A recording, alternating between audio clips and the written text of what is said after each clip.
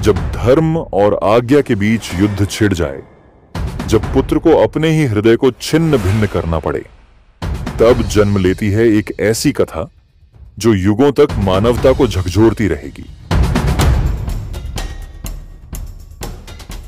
यह है परशुराम और उनकी माता रेणुका की कथा। एक असंभव कार्य जो फिर भी पूर्ण हुआ। तो आइए जानते हैं कि क्यों भगवान परशुराम ने अपनी ही माता का वध किया और फिर वरदान में उनका जीवन क्यों मांग लिया। लेकिन इससे भी पहले हम जानेंगे कि भगवान परशुराम को परशुराम क्यों कहा गया और उनकी शिक्षा दीक्षा कहां से हुई। तो बने रहिए हमारे साथ और वीडियो को लाइक और शेयर जरूर करें। साथ ही चैनल को सब्सक्राइब करना ना भूलें, क्योंकि भारतीय संस्कृति को अगली पीढ़ी तक पहुंचाना हमारा संकल्प है। जैसा कि आपने पिछले एपिसोड में जाना, भगवान परशुराम का जन्म हुआ महर्षि जमदग्नि और माता रेणुका के घर। वो विष्णु के 6वें अवतार थे, परंतु उनका बाल्यकाल एक साधारण अर्षपुत्र की तरह बीता। जब वे थोड़े बड़े हुए तब उनके पिता ने कहा, राम, अब समय है कि तुम शिक्षा ग्रहण करो, ज्ञान और शस्त्र विद्या दोनों में निपुण बनो, क्योंकि तुम्हारा जीवन केवल ज्ञान के लिए नहीं बल्कि धर्म की रक्षा के लिए होगा। महर्षि जमदग्नि ने उन्हें एक ऐसे गुरु के पास भेजा जो उस युग के सबसे महान योद्धा और आचार्य थे, भगवान शिव। भगवान शिव ने परशुराम को अपने शिष्य के रूप में स्वीकार किया। परशुराम ने वहां केवल शस्त्र विद्या नहीं सीखी, उन्होंने विनम्रता, आज्ञाकारिता, ध्यान और संयम भी सीखा। गुरु शिव ने उन्हें फरसा, परशु दिया, जो उनका मुख्य शस्त्र बना। इसी कारण वे परशुराम कहलाए। उन्होंने शस्त्रों की हर विधा में इतना अभ्यास किया कि स्वयं देवता भी चकित हो गए। परंतु गुरु शिव ने एक दिन कहा, राम, तुम तेजस्वी हो, परंतु ध्यान रखना, शक्ति का प्रयोग तभी करना जब धर्म संकट में हो। क्रोध को नियंत्रण में रखना, अन्यथा यही शक्ति विनाश बन सकती है।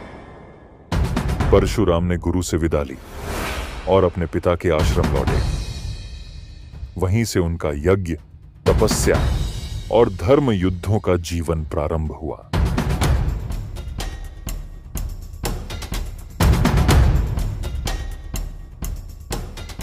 जैसा कि हम अपने पहले एपिसोड में बात कर चुके हैं कि महर्षि जमदग्नि की पत्नी और भगवान परशुराम की माता थीं, देवी रेणुका। वह नारीत्व की आदर्श थीं, पतिव्रता, सेविका और तपस्विनी। हर दिन देवी रेणुका एक विशेष कार्य करती थीं। वो पास ही की नदी से कमंडल में जल लाकर अपने पति के यज्ञ में उपयोग करती थीं। पर यह कोई साधारण जल नहीं था।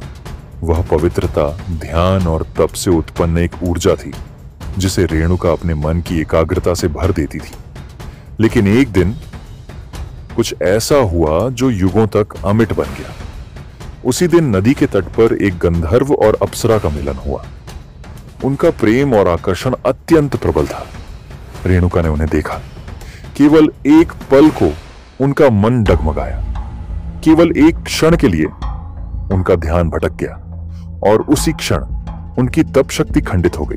कमंडल से जल धरती पर गिर गया। वो भयभीत थीं, परंतु उन्होंने फिर भी प्रयास किया और घर लौटी। महर्षि जमदग्नि को सब कुछ झात हो गया उनके दिव्य दृष्टि से। उन्होंने देखा उनकी पत्नी की मनःस्थिति विचलित हुई है। उन्होंने क्रोधित होकर अपने पुत्रों को बुलाया और तब उन्होंने कहा, रेणुका पतिव्रता धर्म से च्युत हुई है, उसे त्याग दो, उसका वध करो। उनके चारों पुत्र स्तब्ध थे। किसी ने हाथ नहीं उठाया। कोई पिता की यह आज्ञा मानने को तैयार न था। और वही उनका सबसे छोटा पुत्र, परंतु सबसे अधिक तपस्वी, ब्रह्म तेज से युक्त परशुराम को जब महर्षि जमदग्नि ने आज्ञा दी, हे राम, धर्म की रक्षा करो, मेरी आज्ञा का पालन करो, अपनी माता का वध करो, क्षण भर को परशुराम रुके। फिर उन्होंने बिना एक शब्द कहे अपनी फरसा उठाई और अपनी माता का वध कर डाला। पूरा ब्रह्मांड थर्रा उठा। धरती ने कांपना शुरू कर दिया।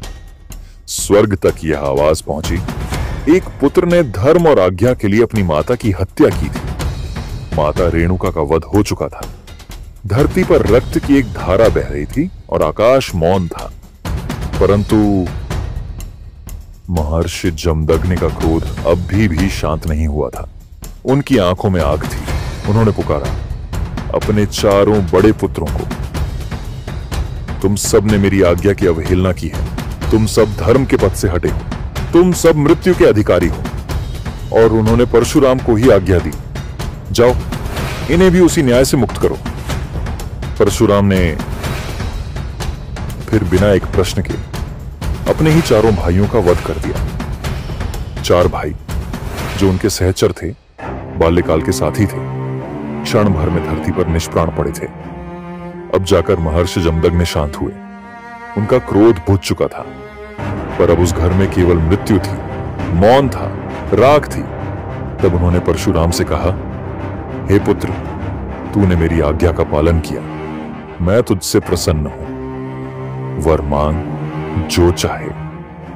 परशुराम ने अपने नेत्रों से बहते आंसुओं को रोका और करबद्ध होकर बोले, हे पिताश्री, यदि आप मुझसे ट्रूली प्रसन्न हैं तो मुझे 2 वरदान दीजिए। मेरी माता को जीवन दान दीजिए, मेरे चारों भाइयों को भी पुनर्जीवित कर दीजिए, किंतु उन्हें उनकी मृत्यु की स्मृति न हो, न उन्हें अपनी पीड़ा याद रहे, न मेरी फरसा। उनका हृदय वैसे ही निर्मल रहे जैसे पहले था। महर्षि जमदग्नि ने आंखें बंद की और अपने तपोबल से वह असंभव वरदान भी दे दिया। माता रेणुका उठ खड़ी हुई, मुस्कुराती हुई, शांत, निश्चल। चारों भाई भी जैसे गहरी नींद से जाग उठे हों। न उन्हें कुछ याद था, न कोई शोक, पर एक को सब याद था, परशुराम। उन्हें सब स्मरण था, हर वार, हर आंसू, हर त्याग। यह कथा केवल त्याग की नहीं है, यह आत्म बलिदान की पराकाष्ठा है। परशुराम, जिनका हृदय कभी न भूल पाया, जो जन्म से क्षत्रिय नहीं थे पर क्षत्रियों के लिए काल बन गए। अब जब बात आ ही गई है कि भगवान परशुराम क्षत्रियों के लिए काल बन गए, लेकिन ऐसा क्या हुआ कि भगवान परशुराम ने क्षत्रियों को 1 नहीं 2 नहीं बल्कि 21 बार पृथ्वी से विलीन कर दिया? जानने के लिए बने रहिए हमारे साथ। मिलेंगे अगले एपिसोड में। तब तक के लिए नमस्कार।